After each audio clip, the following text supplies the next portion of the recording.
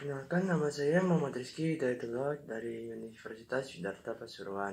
Di sini saya akan menjawab soal UTS kimia. Di sini ada beberapa soal dari dosen saya, yaitu yang pertama, bagaimana prinsip kerja proses destilasi? Yang pertama, bagaimana prinsip kerja proses destilasi? Sebutkan industri kimia apa saja yang menggunakan prinsip destilasi. Destilasi adalah cara pemisahan antara zat cair terhadap campurannya menurut perbedaan titik didih ataupun kemampuan zat untuk menguap. Prinsip kerja destilasi yaitu jika zat pada larutan tidak sama-sama menguap, berarti uap larutan akan memiliki komponen yang beda dengan larutan yang aslinya. Apabila salah satu dari zat menguap, berarti pemisahnya akan terjadi secara sempurna. Namun apabila kedua zat tersebut menguap, maka proses pemisahannya hanya terjadi secara sebagian. Namun destilasi ataupun produk akan mempunyai kaya daripada komponen dibandingkan larutan yang aslinya.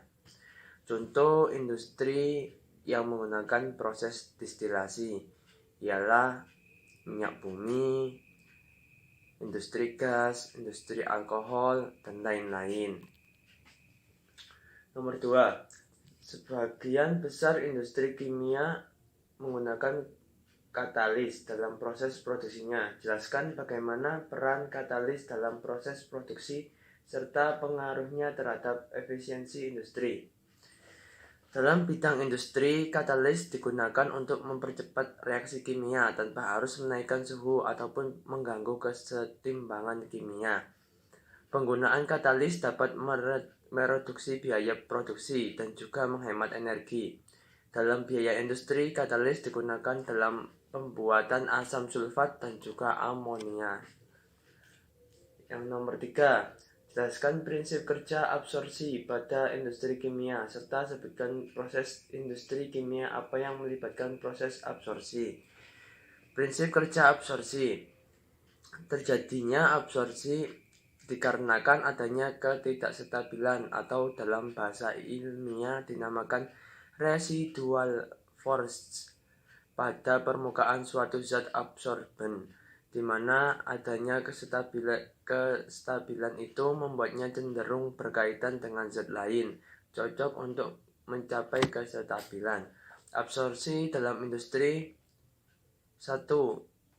Pemutihan gula tebu. Gula yang masih berwarna dilarutkan dalam air kemudian dialiri melalui tanah, diatomai, dan arah tulang. Zat-zat diwarna dan gula akan diabsorpsi sehingga diperoleh gula yang bersih. 2. Norit. Tablet yang dibuat dari karbon aktif norit di dalam usus norit membentuk sistem koloid yang dapat mengadsorpsi gas atau zat racun. 3. Penjernihan air. Dengan menambahkan tawas atau aluminium sulfat akan terhidrolisis membentuk Ai atau OH3 yang berupa koloid. Koloid ini akan mengabsorpsi zat-zat warna atau zat pencemar dalam air. Nomor 4. Jelaskan prinsip dasar absorpsi pada industri kimia, serta sebutkan proses industri kimia yang melibatkan proses absorpsi beserta contohnya.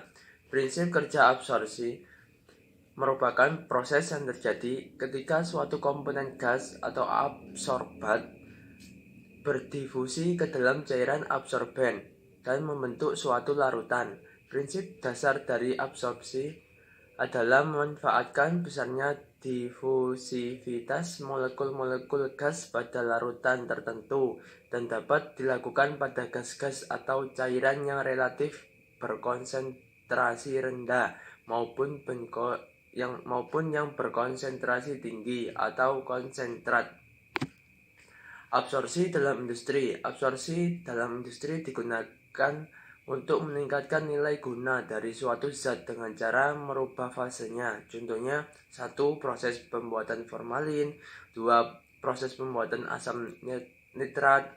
3. Aplikasi absorpsi lainnya seperti proses pembuatan urea, produksi etanol, produksi berkarbonasi, dan masih banyak lagi.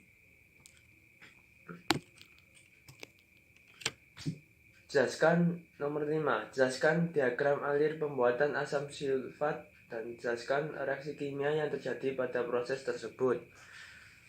Pembuatan asam sulfat. Yang pertama, belerang dibakar dengan udara berbentuk belerang dioksida. Yang kedua, belerang dioksidasi lebih lanjut menjadi belerang trioksida. Yang ketiga, belerang trioksida dilarutkan dalam asam sulfat pekat membentuk asam pirosulfat. Yang keempat, asam pirosulfat direaksikan dengan alir. Yang keempat, asam pirosulfat direaksikan dengan air membentuk asam sulfat pekat. Ya, sekian dari jawaban UTS saya. Apabila ada kesalahan, saya mohon maaf yang sebesar-besarnya. Terima kasih. Assalamualaikum warahmatullahi wabarakatuh.